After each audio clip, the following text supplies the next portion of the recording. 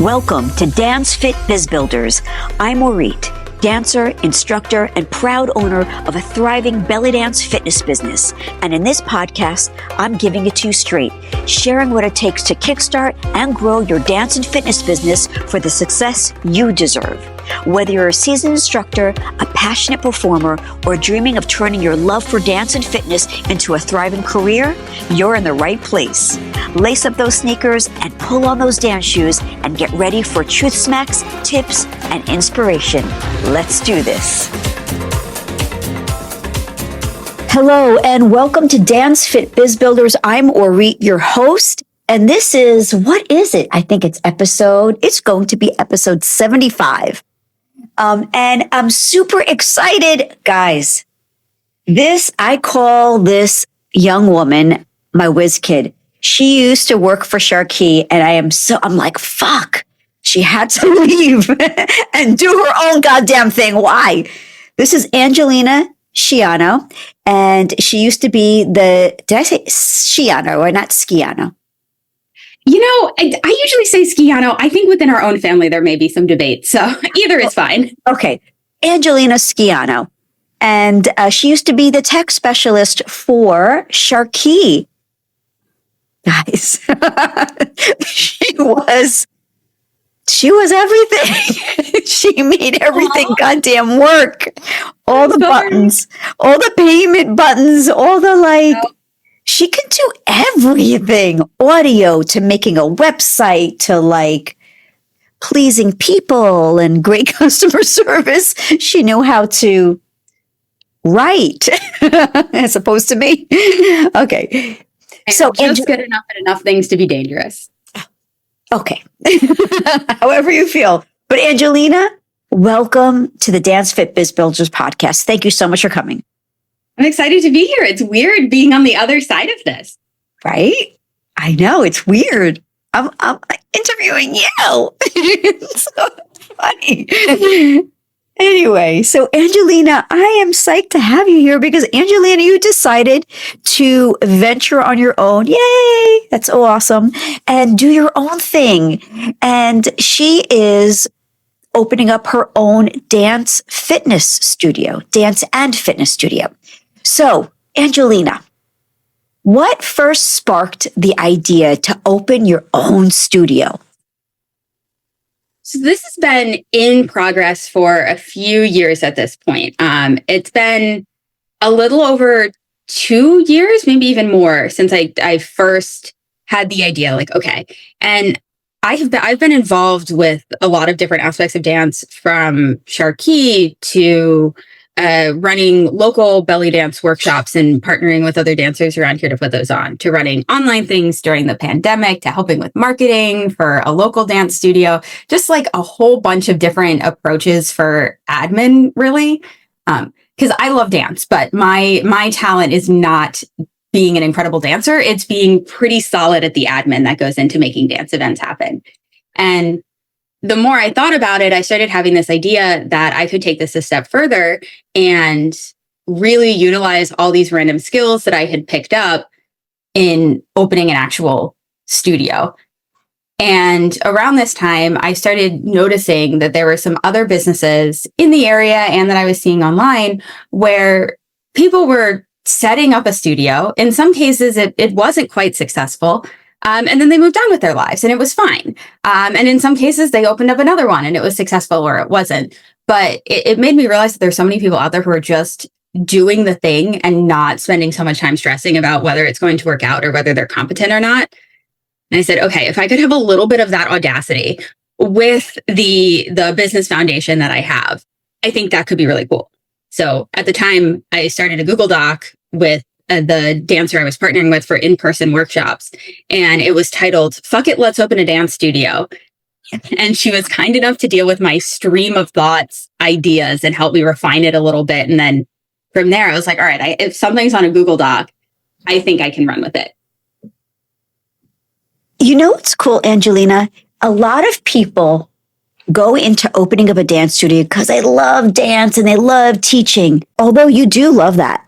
But you knew going in because you were great at the admin stuff. Yep. And I think it would be such a cool opportunity, or it will be such a cool opportunity to create a space where other dancers can go and do their thing, especially for styles that don't get as much brick and mortar space, like belly dance or flow arts, burlesque, or some of the styles that we're going to have. Those dance styles don't often get their own space because they're not quite as mainstream or as widespread for instructors to be able to go do that. And then those instructors also have full-time jobs and other commitments, and they're trying to further their own art. So I'm excited to create a space where they can come in and do the thing that they're great at in a functioning system. As dancers and instructors, we find all the admin shit boring. We don't want to do it, but you love it. I do really like the admin and figuring out the systems. Not that it's not overwhelming, especially right now before we open. It's like a puzzle. I like putting the things together and finding the structure and making things work. That's really neat. Wow, what cool insight on how you're in the industry, but coming in from a different angle, like wanting to go into it from a different angle. Very neat. Very cool. Okay, so was it a dream you've always had? Oh, no, absolutely not. I don't know if you've ever heard that quote that's like the only people you have to make happy are your 8-year-old self and your 80-year-old self. Mm-hmm. My 8-year-old self would be horrified at all of the activities that I currently do. She'd be like, we're doing what with our free time? She was a little bit of a stick in the mud, so I think I've improved greatly since then.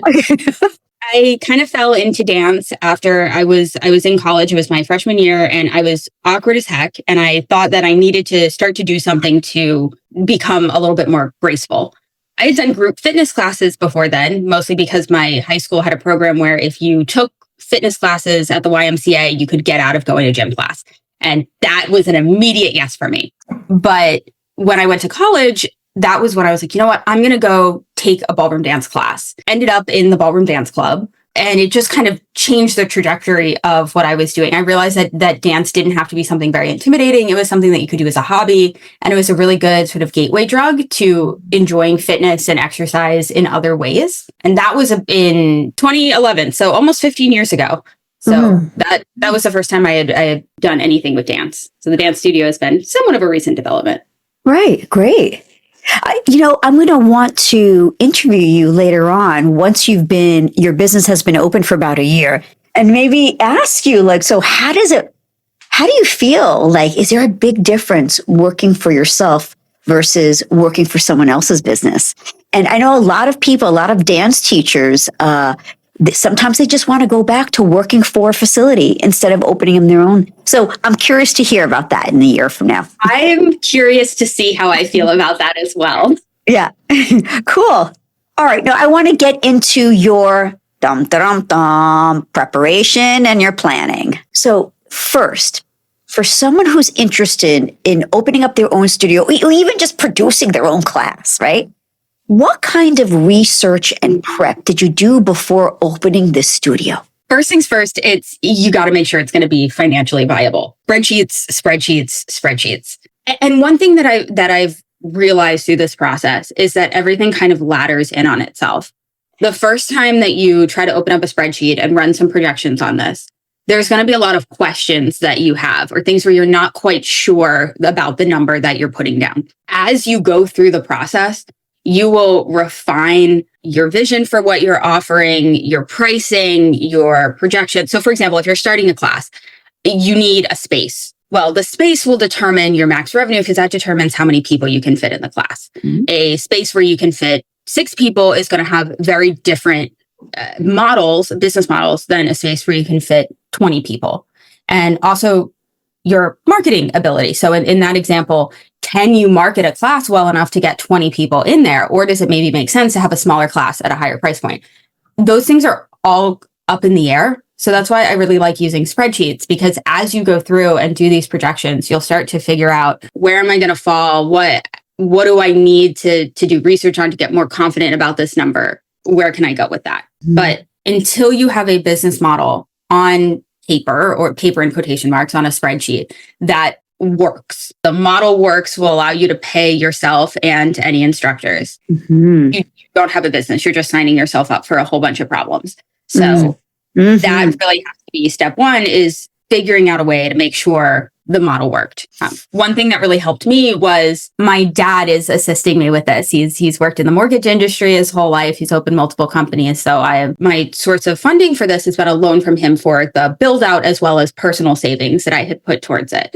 And he is a big business plan guy, but he knows nothing about group fitness. He's gone to one belly dance class, which he gave it his all. He says it was great for his back. And he likes to communicate via PowerPoints because it's a little bit easier for him than a billion spreadsheets where I'm like a detail person. And I put together this presentation for him that set out, all right, what is a functional business model? I think the criteria that I had used, I was like, it has to pay me this much. I want to incorporate X, Y, and Z. I don't want to be reliant on A, B, and C. Listed out criteria. I also did a ton of research online, and this is a bit rambly, so we may have to cut this if it's not helpful. But I also did a bunch of research online to figure out what are some sort of industry benchmarks for revenue for a fitness studio, et cetera. One thing that I had come across was the idea that you should be able to cover all of your fixed expenses with 50 clients. This is more applicable to a brick and mortar versus if you're running your own class, that's a very different story. But for brick and mortar, you have these fixed expenses. You have your rent, your electricity, the overhead.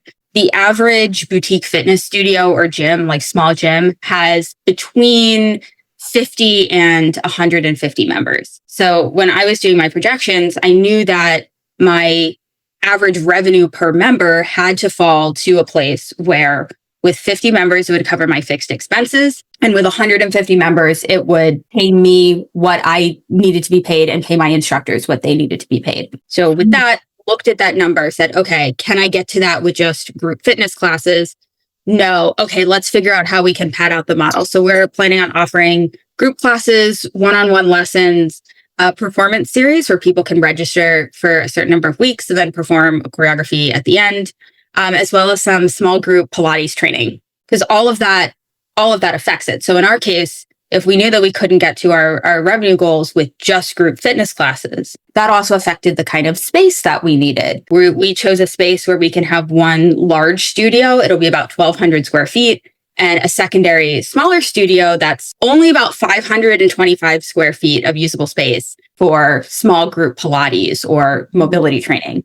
Because having the ability to have two things at once made that model work out a lot more efficiently. So just spreadsheets, and trying to think of things through the downstream. Love that. Wow, brava. Psst. Hey, you. Yeah, the one who's spending hours prepping for your classes and hoping students come back and you're feeling like you're guessing your way through. Dude, I've been there. Guess what? It doesn't have to be that way. Inside the SharQui Instructor Academy, I teach you how to lead with clarity, lead with confidence, and with a method that actually works for both you and your students. Less stress, better classes, and more income. Can I get an amen? Just go to sharqui.com/teach to learn more and join us. That's SHARQUI.com/teach. But now when did the market research come in? Like, is it going to be of interest in your area? Yeah. So I'm lucky enough that I have a background in market research. That's my day job is in sales enablement for a market research company. So I'm very, very comfortable with doing the market research. There's a few sources that you can pull from. There are industry publications. I think a great place to look for some of the data on what are big trends in the industry are, believe it or not, scheduling softwares. So in fitness, there's Walla, it's the one I'm using, MindBody, Mariana Tech is a really great software for market research. But they have these free publications available on their website where you can go in and see, okay, what are the general industry trends? What formats are popular? What is, in some cases, what's the average revenue for a studio in your area? Things like that. Another thing I would do is look at the local landscape of what businesses are opening up and where there's white space. So I knew when I was trying to pick a location, obviously price was important, square footage was important, the neighbors were important, also driving distance. I'm pretty lazy. I don't want to drive more than 20 minutes to get to a business. Mm-hmm. So I had a 20-minute radius of the area that I was in. And if you use Google My Maps, you can go in and put custom map markers. And I went and I mapped out the locations of every Whole Foods, Trader Joe's, like specialty Pilates, boutique fitness, to see where all of those figured out. Because I knew that at the prices I would have to charge, the same kind of clientele who are going to like a Whole Foods would be the kind of people who would frequent the studio. Yeah. So looking at geographically, where do we see clusters? Where might opportunity arise within there? That's not saying that that's the only way to do it, but those are some things you can do to get a sense of your area. Also, looking at demographics, income levels in the area where you're looking to open your business can help you get a sense of what might be realistic pricing. And all of this is pre-research. Like, I'm not open yet. You might talk to me next year and I could easily say, wow, I was really off. Right. As well as talking to your target customers. Right. Going out, finding people. I had a little PowerPoint put together of the general concept and got feedback from people, and that really helped. Oh, wonderful. Wow. Amazing job. A lot of prep. You really well thought out. Wonderful. This is great information because not a lot of dancers, dance teachers may not know this. So, but it's wonderful that you have your father. Wonderful. Got a big help. Were there any other mentors or maybe even courses that helped you approach this? Oh my gosh, this is the lead in to talking about SharQui, which is one of my favorite things to talk about. I like constantly cite you as my fitness side of the business mentor. No, it's true. I don't think I've actually said the concept of the studio so far in this, but where it's Downbeat Dance Fitness is what we're doing. And it is dance fitness classes taught using the block method, as well as block or add-on method that SharQui does, as well as adult recreational dance classes and some traditional fitness classes. But we're doing a very similar method to SharQui. And being involved with SharQui, because I was taking SharQui classes before I worked for SharQui and became an instructor. But being involved with SharQui really shaped my understanding of what does a good teacher look like for a class. Because I have to go in and hire instructors. And I am blessed to have a really strong network of fantastic instructors in the area from all of the other dance things that I've done. But when you're trying to think of what does criteria look like for evaluating how someone teaches a class, how can you coach somebody to become a better instructor rather than just trying to find the perfect person randomly? All of that are skills I learned from working with you and SharQui. And I can highly recommend the SharQui instructor training. Actually, I just hired somebody who came out of in SharQui instructor training. Like, she finished her SharQui instructor training. We did an in-person teaching demo. She was great. And she's already signed on to teach, and we're not even open for another couple months. Yes, I know who that is. Wonderful. Congrats. Yay. I was very excited. She did phenomenal in her test. Wait, so tell me, what is your test like? I don't have it formalized yet because a lot of what I've been doing is reaching out to instructors that I already had. But she came in. So this particular instructor, I'm not using her name because I don't know if she would want herself mentioned on a podcast, but it's fine. I've used her face on social media, so it's Maria Masana. Okay, great. Shout out to Maria. She's fantastic. Yeah. She had reached out to me on Instagram and said that she had just completed her SharQui instructor training. And I was so excited because she was one of my in-person SharQui students when I was teaching in person a couple years ago, which is how she heard about SharQui. And she came to the studio. Now, studio in quotation marks. We have a lease. We have a space. It's an empty cement box because building permits are the absolute worst. The whole process is terrible. So she came to the empty box that is the studio, and she demoed a couple blocks. I had let her know in advance I was going to ask her to demo. And she did a great job. She was, even with just me there, she was really engaged. She did a great job of cueing. All of her cues were on time. And it was just a really strong demo. And I think the thing that I actually liked the most was I had not had my coffee yet. I was clearly just like, oh my gosh, I wasn't wearing the right shoes. I don't know what I did. But she was going through the blocks, and she got to the hip twist, the fast hip twist to the side. And all of a sudden she pauses, and she had taught 2 blocks. I said, teach 2 to 3. And she turns around and she goes, do you want me to do this one, or do you want to get your coffee now? I said, hi. As silly as it sounds, the ability to read the room and be like, this person does an understanding of the fact that a hip twist is a really tiring and sweaty move. Uh-huh. Right. And that she's already showcased the skills. I thought it was great. I was like, I do want that coffee. Thank you. That's great, Maria, that you can read the room. Love it. And then after that, we talked about her goals and why she had done the instructor certification and some things that she could work on to become a stronger instructor before open, because we're in this really unique position where we have a couple months. So, wow. So that leads me into my next question, because you were in a cement box, right? So was that your biggest hurdle you had to face so far? Yes. It took over a year to find the space. Okay. It's terrible. The whole build out process makes you feel stupid and incompetent. It's awful. Okay. I started off looking for space. So I am really quickly back to the subject of mentoring. I am working with a designer and architect duo who do a lot of boutique fitness studios. Nice. So I knew right away that I cataloged all my skills and realized that there were a couple things that I needed help on.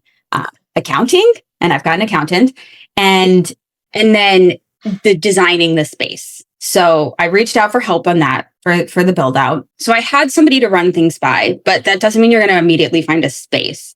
So I was looking on commercial lease websites, shout out to LoopNet, for months. At one point we had found one, and we went all the way up through the letter of intent. So if you haven't done commercial space before, the way it works is you find the space either through a broker or yourself. You send a letter of intent, which is a indication that you're willing to rent the space at the basic terms. So a countersigned letter of intent means you've agreed on the rental rate, whether or not you can renew, what utilities are included, things like that. And then after that, you get the full lease.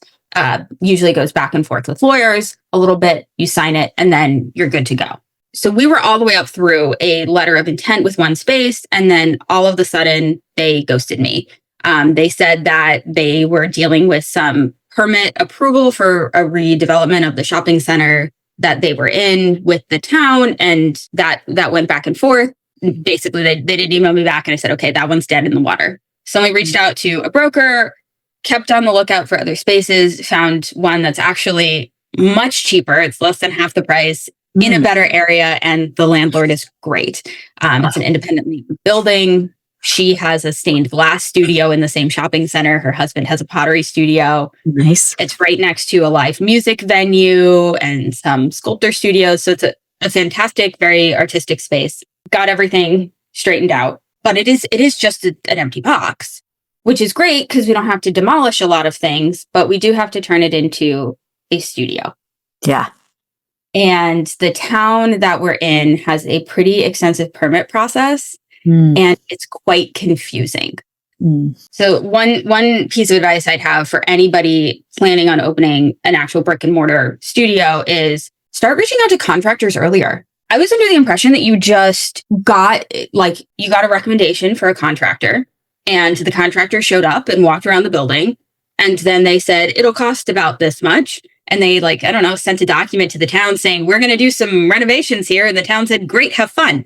And that's not at all what happens. Wow. So what happens? They take their time. They take their time. We lost about 3 weeks. So we got access to the space July 1st. And we lost about 3 weeks because I had 2 recommendations for contractors. One turned out to be way too big.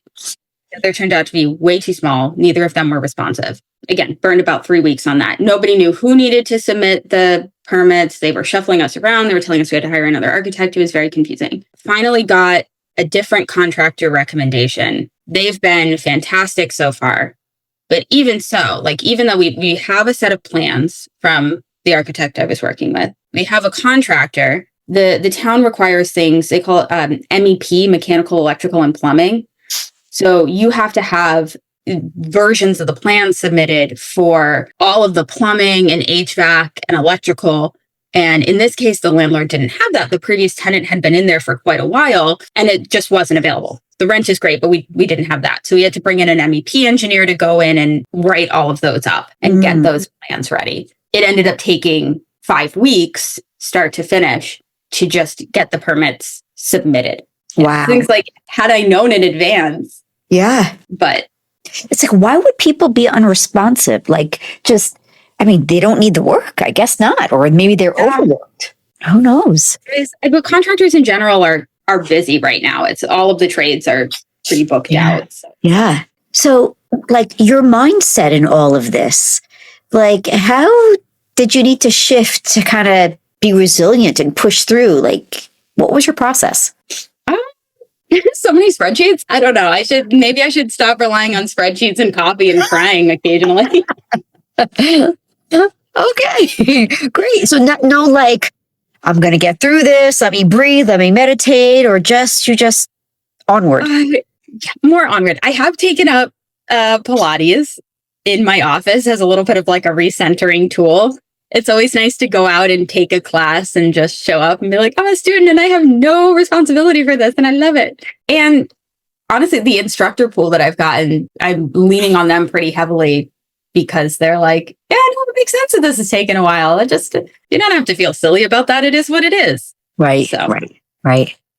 I am, again, blessed to be surrounded by supportive family and my partner, Ian, and the instructors that I have on board. They're great. Some of them are also virtual studio instructors. Shout out to Nikki for constant patience and support. Love it. Oh, that's awesome. What about promotion? I'm all about promotion. Have you started? I have a little bit. One of the things that we've been doing is going to in-person events and setting up a table. So we're going to have flow arts as well as belly dance with like fan veils and things. I love fan veils. So we have a workout class that's taught in the block add-on method with fan veils, and people love fan veils. So you could bring a basket of fan veils to somewhere and people will get really excited about it. Yeah. So we have been bringing them to, we participated in a theater festival. We have a fitness fest that's happening in the first week of September. Tomorrow, I'm doing a wellness retreat thing and tabling to get people aware of us in person. We do have social media. We are slowly growing. We passed 100 followers last week, which is very exciting. And are you doing it? Are you managing it? Are you managing the social media? Yeah. Managing is maybe a strong word because there's not a ton up there right now. Okay. The goal will be to offload that as soon as I reasonably can. Gotcha. Actually, that's something one thing I am really struggling with is what to post on social media when you have an empty concrete box. And I don't want to throw up a bunch of AI photos. I feel like anytime you look online, they're like, oh, you can just AI it. No, I'm not going to do that. Yeah, that's a great question. So why film the empty box? Why not film the types of classes that are going to be in there? You have to get video of the classes. And these teachers that you're going to potentially hire, do they have any footage of themselves? Yeah, that's a good idea to reach out and put it, even if it's not. I think I get stuck in this box where I have to, it has to be in the format that we're going to teach in the space, but not necessarily. We can just have the instructors dancing. Right. Get them excited. And I also talk about, how about you, the owner? How about, you do some talking head videos of why you're doing this? Yeah, that's a good idea. I'm always like, nobody wants to hear about my stupid spreadsheets. Be real. We always talk about what got you started? That kind of thing. Because I love to support businesses where I love the owner. That is true. That's it. And I follow a lot of businesses on social media where I'm like, look at them getting started. Yeah. Show them your journey. Maybe show them the cement box and say, hey, it's going to be this and this. I don't know. We do. I have the floor plan painters taped out in the cement box right now so that I could do some dancing around in it and testing the space. Yeah. The cement box is being used, believe it or not. We have an entire heels dance troupe that was practicing in there because they just needed some space. Ian's been doing some ballroom practice in there. Great. So you have a wood floor already? No. It is just a cement floor. The flooring, no one on the podcast is going to see this, but this is not the color, but we have this padded floor that's going in. It's going over another padding, but this will be joint supportive flooring, so it'll absorb. Oh, love it. Awesome. Besides the contractors, what other things surprised you the most becoming a studio owner that you didn't expect at all? The answer I have to this question is going to be very different when I actually have a studio versus an empty box and a lot of spreadsheets. Putting this into perspective. Yeah. I am very much in the messy middle right now of trying to make this work. But I think the thing that surprised me probably most, other than the contractors, was how excited people are and how willing they are to be on board. I've kind of suspected for a while that it is easier to get hype about in-person dance things that like have a physical location. And that does seem to be the case. Like I've promoted a lot of dance events, and the hype that happens from I am creating a new space versus I am creating an event is very different in magnitude. Okay. Oh, wow. Surprised me quite a bit because you would think it's... Yeah. I think that people, when they hear studio, they think about the possibilities that could happen with it. Yeah. So a lot of people are willing to be on board, which is awesome. Now, any negativity from anybody? I actually have gotten no negativity so far. Really? Genuinely shocking. Maybe when you post your prices, you may? That's true. It could be. So far, floating out the prices that we've had planned, we haven't really widespread them. But no negativity so far. Well, again, we'll see what happens as we get more and more visible. But of course, I know that they say with anytime you try to start a business, you're always going to get some negativity from family members or friends. And I have not experienced that so far. Or maybe even negativity from the dance industry. Who knows? Fellow competitors. Yeah. And now I may be lucky in that we have a weird concept in that we're dance fitness. Like we are having recreational dance classes, but the styles we offer are not being offered. There's no studios necessarily dedicated to those styles. Right. And we are fitness, but also dance. I'm also a little less tapped into the local fitness scene than I am the local dance scene. So that they may react differently because it's more of a competitor versus for a lot of the local dancers, they see it as a resource. Right. I'm not just trying to be, I'm not trying to be a Debbie Downer asking you or comment, just because I've dealt with negativity. So that's always on my radar. That's all. I almost assuredly we will have it at some point. Yeah. Right. So Angelina, for those instructors who are thinking about starting their own studio, what's the one piece of advice you'd give them to save years of trial and error? Wow. You said years, and I was like, oh man, I spent multiple years at this. Oh dear. Spreadsheets. Okay. Yeah. Great. Make sure your business plan works, and realize up front that you're not going to be able to teach every single class. Unless you work out something with your business model that I didn't figure out. And maybe I didn't look down these routes because I'm not planning on teaching often. I'm going to be teaching a couple times a week max because I focus on the admin. But just realize that the teaching is such a small part of that as you go through the process, it'll almost feel like an afterthought. Gotcha. Right. So make sure you're a good instructor before you start this, because you're not going to have the time to be like, I'm really refining my teaching as I'm going into opening this studio. Like you need to go into this with a perspective on what is a good instructor. Know that you can confidently deliver on things. Love it. You have to financials. Yeah. Know your numbers. Always know your numbers. Yeah. Angelina, thank you so much for educating us on this. I'm sure you're helping a lot of our listeners who are dancers, dance fitness people, and business owners, who might currently have studios. But they're probably a lot farther along than I am. If they already have a studio, again, but who knows? They're laughing at my naivete. No, not at all. No, this is definitely going to help people. Thank you. And we'd love for you to take us out with our signature outro. All right, folks. Until next episode, go and kick ass. Yes. Awesome. Thank you.